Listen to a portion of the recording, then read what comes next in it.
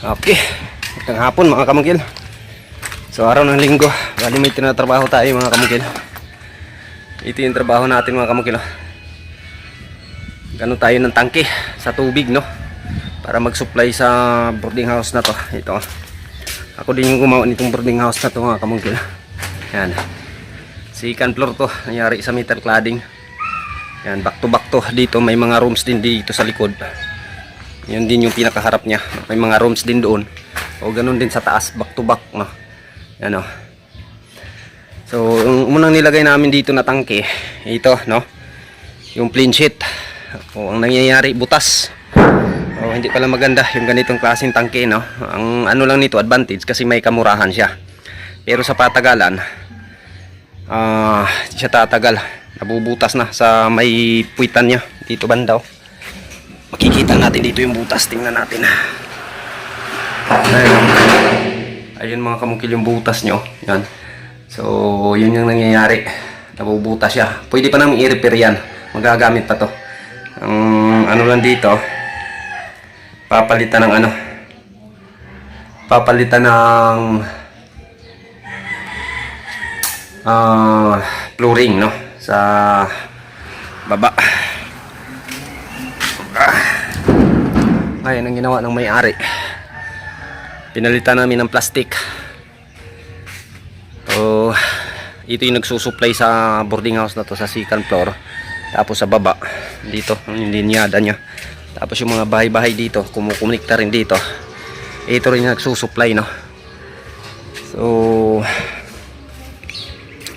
matagal din naman maubos kahit ilang bubong nakakunik nito. Isa, dalawa, tatlo, apat, lima.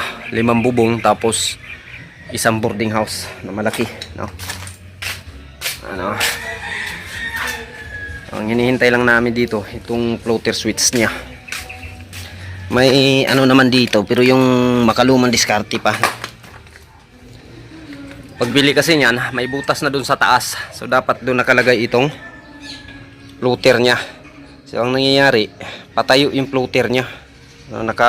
Ganyan siya, nakabitay lagi. So kapag ilalagay siya, ang mangyayari, laging nakasara, no? Wala pang tubig, nakasarado na kasi nakabitay siya. Dapat kasi dito ganyan siya ng forma, oh. Naka-slanting siya, no? Dito siya ibubutas. Yan sa gilid. Kapag kaganyan mga floater, yung makalumang diskarte, dito siya ibubutas sa gilid para nakahang yung ano niya, open siya kahit wala pang tubig. Pag may tubig na, saka iangat para magsara. Yun kasi mga kamukil, yung bagong bili, nasa taas yung butas, no, dito nakatayo. So pag ilalagay ito, automatic sarado siya eh. So nagbili ng iba, nagtingin sa City Hardware yung may-ari. Yun yung hinihintay ko para mapapagana na to, no, mapapangsyon na. Walang tubig kanina pang umaga namin trabaho hanggang ngayon mag alas 2 na. Yun na lang hinihintay namin. Tapos papagawan daw ng bubong na may-ari ita. So, ito naman yung trabahuin natin sa susunod ng mga araw. Okay, thank you. Okay, so ayan na siya mga kamukil, tapos na namin, no? Ayan, tataka kayo mga kamukil bakit may wire, no, wala dun sa pinakatangki. So pinalitan natin yan ng controller mga kamukil. Floater switch na yung ginagamit natin dyan. Ito,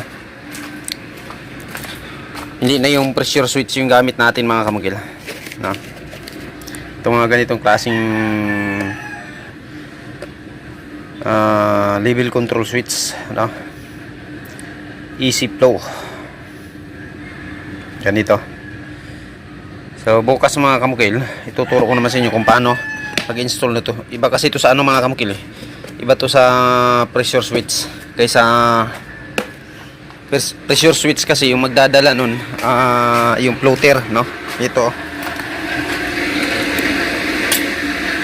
So yung ginamit natin floater switch,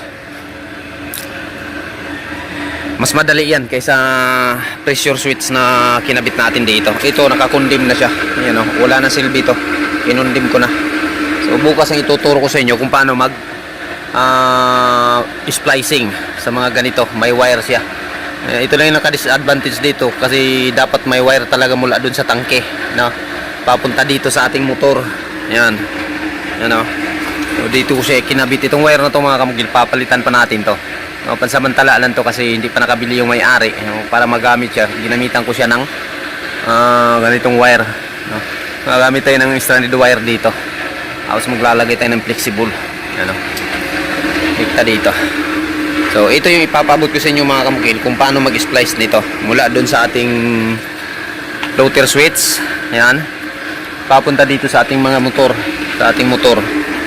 Mas maganda to mga kamukil, itong floater switch. Mas maganda siyang gamitin kaysa dito sa pressure switch, no? So, mas madali din siyang ikabit kaysa dito sa pressure switch natin. Mas mahirap mabusisi itong floater switch, pressure switch natin kaysa floater.